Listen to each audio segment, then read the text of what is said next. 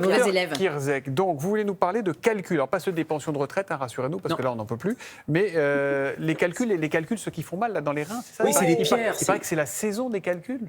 C'est un peu la saison, c'est vrai qu'on commence avec les beaux jours, on arrive au printemps, avec la déshydratation, on a un peu de ramadan aussi, on sait que l'hydratation n'est pas sur la journée, mais plutôt la nuit, et on a une récidive un peu des coliques néphrétiques qui commencent à arriver, puisque les calculs dans les reins, ce sont des coliques néphrétiques, ce sont des pierres qui vont se mettre au niveau des reins et descendre et bloquer. Alors, il y a des facteurs de risque, je vous le disais, c'est la déshydratation, mais les voyages prolongés, le séjour en pays chaud, une atmosphère un peu surchauffée, tout ça fait qu'on va avoir ces pierres qui vont se former à l'intérieur du rein, qui vont descendre. Alors, on en forme et ça s'élimine, on n'en entend pas parler, sauf que parfois, elles sont un peu plus grosses, elles se bloquent. Et vous parliez d'inflammation, il peut y avoir une inflammation au niveau de l'urtère et il peut y avoir effectivement cette colique néphrétique parce que c'est le calcul qui se bloque, qui va bloquer l'évacuation de l'urine et donc ça va distendre et c'est cette distension, en fait, c'est un tuyau. Hein. Quand le tuyau est bouché, il va gonfler au-dessus et c'est ça qui fait mal et c'est ça qui est responsable de la colique néphrétique. Quand les petits calculs qui sont formés là dans le rein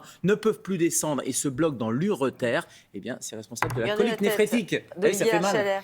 Ça fait très très mal, non? Ça fait très très très très mal. Vous savez comment on appelle ça en médecine, la colique néphrétique? On appelle ça la colique frénétique parce qu'il y a une espèce de frénésie. La personne n'a pas de position antalgique, on ne sait pas comment se mettre, on essaye sur le côté, sur le dos, ça fait mal, horriblement mal avec une espèce d'agitation. C'est une douleur qui part de l'arrière au niveau des reins ça fait et qui va à une descendre. Douleur d'accouchement, hein, franchement. Alors vous n'avez jamais accouché? Ça, je ne peux pas vous dire. Moi, à titre personnel, ça. Mais oui, ce que disent les patientes, c'est effectivement ça. C'est une douleur, mais qui est assez caractéristique. En fait, elle part de l'arrière et elle va tourner à l'avant et elle va descendre vers les organes génitaux externes. Et c'est vraiment une douleur assez caractéristique qui évolue par crise, parce qu'on imagine bien cette pierre qui est coincée, ce calcul qui est coincé, et l'urine essaie de descendre et ça fait des espèces de spasmes et c'est extrêmement douloureux. Alors, ça peut céder en quelques minutes, hein, dès que le calcul c'est quoi, part. C'est du sang coagulé, en fait? Non, pas du tout. C'est quand je parle de pierre, c'est vraiment des pierres. Alors, ça peut être du calcium, ça peut être du phosphore, ça peut être différents minéraux. C'est pour ça que certaines anomalies sanguines, quand vous avez une hypercalcémie par exemple, vous serez plus à même de faire des pierres, des calculs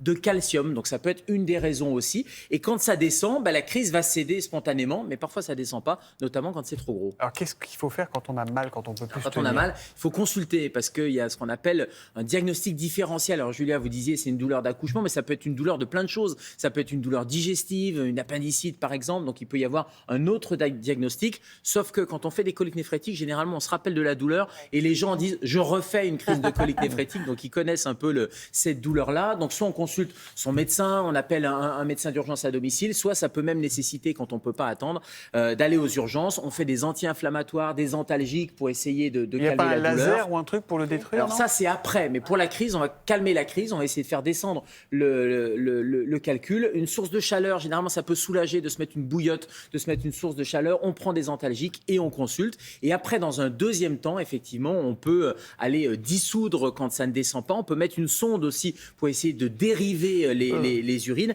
Mais surtout, on va éviter la récidive. Et le bon réflexe, c'est l'hydratation. Le fait de bien boire, on est en période où on va arriver avec des chaleurs. Eh bien, 2 litres d'eau par jour, c'est vraiment le minimum. On s'hydrate, on s'hydrate, on s'hydrate. Et en s'hydratant, ça fait partir le calcul, éventuellement? Ça dilue les urines. Alors, ça ne le fait pas partir parce que quand il est vraiment coincé, quand il fait plus de 5-10 mm, il va falloir aller le décoincer. Mais en tout cas, ça évite qu'il y ait un nouveau calcul qui se reforme parce qu'on va diluer tout simplement. Mais on boit pendant la crise? On boit de l'eau pendant la crise? Alors, on boit normalement pendant la crise. Avant, on disait on ne boit pas. Là, on s'hydrate normalement pendant la crise. Mais encore une fois, c'est les médicaments, voire une sonde qui va permettre de l'enlever.